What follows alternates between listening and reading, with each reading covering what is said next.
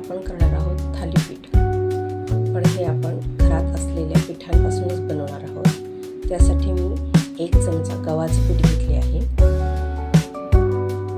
1 चमचा बाजरीचे पीठ, आपण हे सर्व पीठ चाळून घेणार आहोत, 1 चमचा ज्वारीचे पीठ, 1 चमचा नाचणीचे पीठ, अर्धा चमचा चणा डाळीचे पीठ, यात आपण घालतोय 1 चमचा हळद, 2 चमचे तुमच्या आवडीनुसार तुम्ही घेऊ शकता, चवीनुसार मीठ, यात आपण घालतोय अर्धा चमचा ओवा, 1 मोठा बारीक चिरलेला कांदा, धुवून चिरून घेतलेली कोथिंबीर, थोडी जास्त घालूया। आता आपण हे थोडे पाणी घालून मळून घेऊया।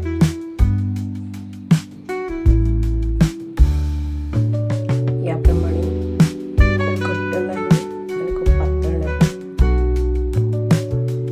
असं तुम्हाला हे पीठ मळून घ्यायचे आहे आणि 2-3 मिनिटातच आपण त्याचं थालीपीठ करायला सुरुवात करणार आहोत।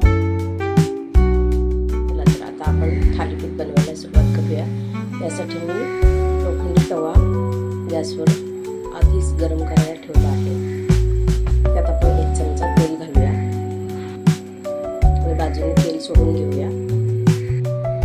पोलपाटावर अशा तऱ्हेने मी एक रुमाल घेतलेला आहे, त्यावर थोडे पाणी घालूया, रुमाल ओला करून घेऊया।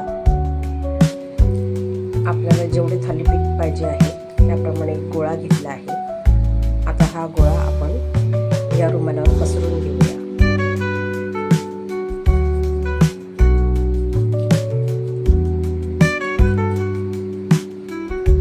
त्याप्रमाणे आपण थालीपीठ पसरवून घेतले आहे।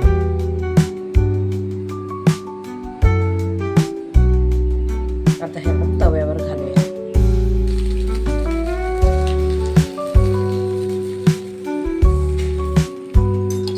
त्याच्या बाजूने तेल सोडून घेऊया।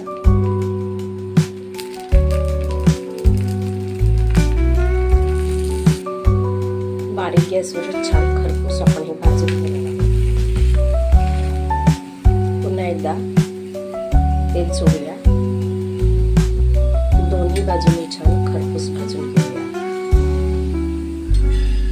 बघा, दोन्ही बाजूने आपले छान खरपूस भाजून झाले आहे। आता हे आपण काढून घेऊया। आपण आपले हे थालीपीठ फक्त पिठांपासून तयार केले आहे। गहू, ज्वारी, बाजरी, नाचणी आणि चण्याचे पीठ अशा या पिठांपासून तयार केलेले आपले हे थालीपीठ आहे। करून बघा, हे देखील खूप छान लागते।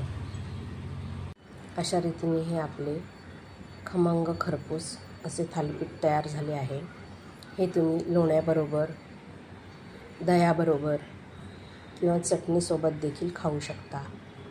रेसिपी आवडल्यास लाईक करा, शेअर करा आणि सबस्क्राईब करायला विसरू नका। कमेंट्सची वाट पाहत आहे। धन्यवाद।